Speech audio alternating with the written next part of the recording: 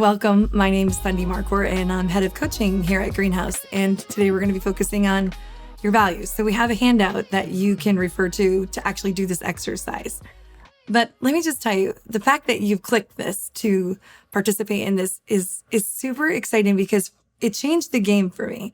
And the main area that it really changed for me was around decision making. And if you're like, how? We'll just hang in there and we'll figure it out together. So here's the deal.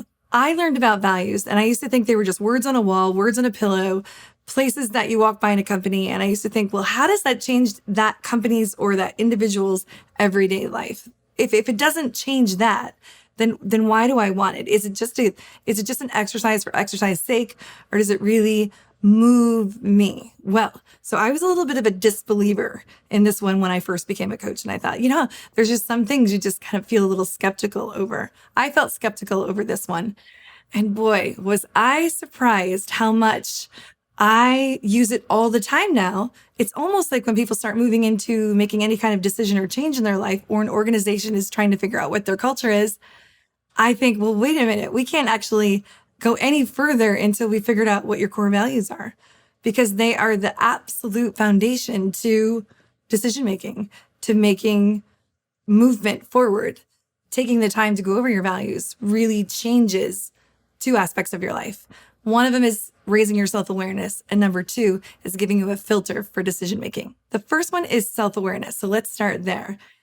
If I don't know my own personal values, how do I make awareness around who it is that I am made up of? It's like thinking to yourself, as I'm living my life, I have these words that are floating in the back of my mind, like maybe I value family, or maybe I value work-life balance, or maybe I value faith, or maybe I value hard work, or lots of money, or curiosity, or simplicity. I could keep going. And they're in the back of my mind, but a lot of times what people haven't done is been intentional about the self-awareness that they're feeling.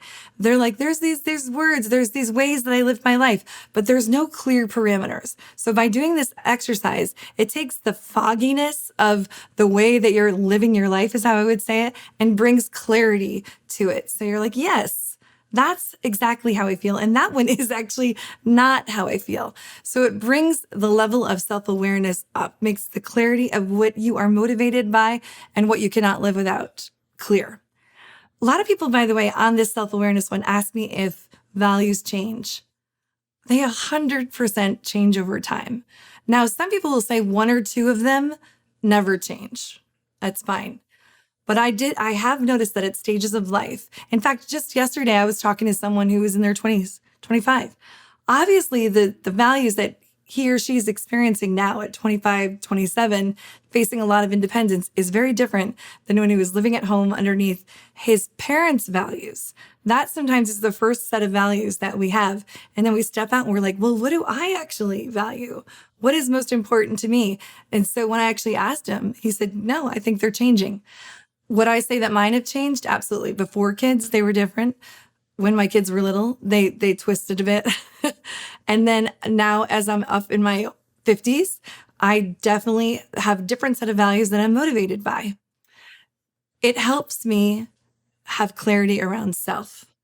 Here's one thing I want to be clear about when you're doing your self-awareness values. This is where I find that a lot of people get confused. A lot of people come to me, especially when they're wanting to make a change in their life, as to one of the places that they might decide to revisit their values, which really brings us into number two, which is decision making. So let's actually go there, and I'll bring that second thought in there. Decision making. So what am I thinking about doing? Am I thinking about taking on a new job? Am I thinking about moving to a new place? I mean, I have some friends that have just picked up their entire family from Colorado in this beautiful big home with 5 kids, and they just moved to Spain. There was definitely some values assessment that was done before that happened. And what this friend of mine realized was that the values that he was trying to raise his children by were not happening where he lived. So he just picked up and moved to another country. And that is where it aligned more with the values of how he was wanting to raise his family. That's a really brave and bold move. But to make those decisions, we need some sort of a foundation. So if we're looking for a new job, even a relationship, thinking about, what do I value? What if in a relationship you realize that you value freedom and the other person values the exact opposite of freedom? I'm not saying, by the way, that can't work, because a lot of times opposites attract, but it's so good to know that about yourself versus be surprised by yourself. So this decision-making factor is an important piece to working through the values. So when you're in this decision-making mode, this one thing has made people get foggy. If I have people trying to figure out what company they want to work for or what job they want to work for, what kind of a job they want actually, if I ask them to holistically think about their values, sometimes it doesn't give them more clarity. They'll say things like family, love, happiness, which is those are three very popular ones. Those are fantastic, but if I'm only letting you choose three, those three things don't help them figure out what company they should work for, because I haven't leaned into what can you not live without in a company. So it's like pushing through the topic with the values. So I sometimes tell people, if you're thinking about work and company, what kind of values are important to you that you absolutely cannot live without in another company? So for example, one of mine is curiosity, which means, now that's in my whole life as well, but curiosity means this: if I can't work for a company in which curiosity and new learning and discovery and is welcome and invited and not squashed and discouraged, it's a game changer for me. I'll find myself feeling down, depressed, not creative, not interested, things like that. So it's an absolute guiding principle for me. So it's what I cannot live without work. Does family, love, happiness matter to me? Absolutely. But at work, curiosity is what matters to me. However, if you're one of those people who's just, it's not about a job or something like that, like this family, and you're trying to think, what are our overarching family values, or what are my just holistic values? Feel free to look at it holistically and add some of those work and personal things in there. I've just found that in coaching, a lot of times people will muddy up the two. So let's just walk through the worksheet, and it has a whole bunch of words, and you set your timer for 5 minutes. And the first go is just don't even overthink it. Any word that jumps out at you, you highlight. Just any word. Timer goes off, and then you set the timer again. And I like to go for 10, maybe 7 at that point. Just like try to narrow it down. And then I stop, look at it, and then you set the timer again. And this is always why I'm giving the face, because it's the hardest part. Because when you look at all those words, you feel like they all mean so much to me. How do I eliminate? And I always say, it doesn't mean that they're not a part of who you are. You're just trying to really get really narrowly focused on 3 key words, trying to narrow it down. One way I've noticed that helps people is to see what words mean the same. Sometimes there's 2 words that you circled that if you really think about it, I'm like, one's coming to my mind. I believe that one person I was working with said, all right, honesty and trust. I can see where those 2 are very similar in my mind when I'm thinking. So I'm going to choose, and they chose one of those. So look through your list and see which ones are similar, and then which word more resonates with you. So that's really how you walk through the worksheet. It's pretty simple. One thing I know for sure when walking people through their values in this worksheet is that one time isn't enough. One time is just the first time.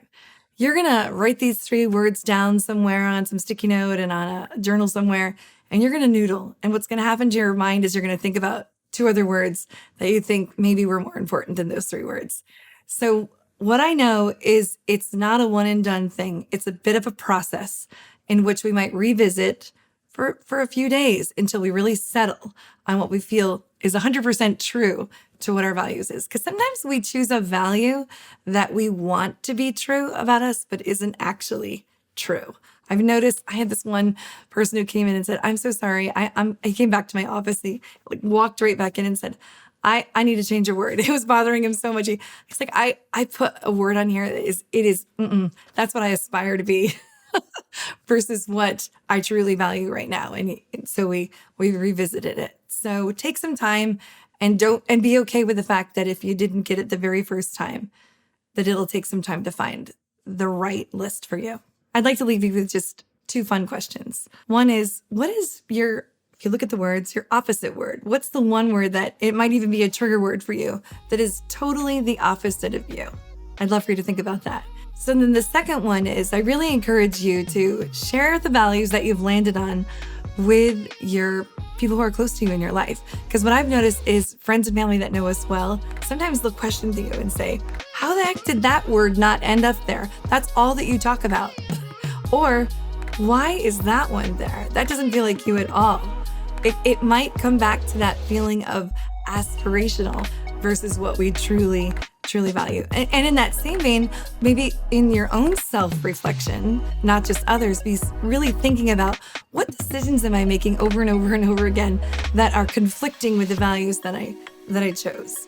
Is there something off there? Did I choose the wrong value, or do I keep making decisions not based on my value system?